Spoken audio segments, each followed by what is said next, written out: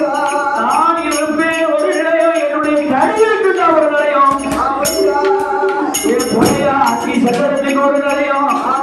அம்மா 7 நிலையம் கொடுத்திருக்கா.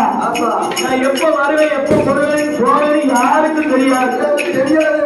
சண்டாளா நீ எப்படி திறமையற்ற கூட்ட உடைத்து பொக்கிஷ பெட்டியை அழுதியோ, தூசி தொடப்பில்லாம ஒரு துருப்பு இல்லாம தொடச்சி அழுதியோ, அது போல கொலையா உன்னுடைய வம்சத்தை நந்தபுரனோட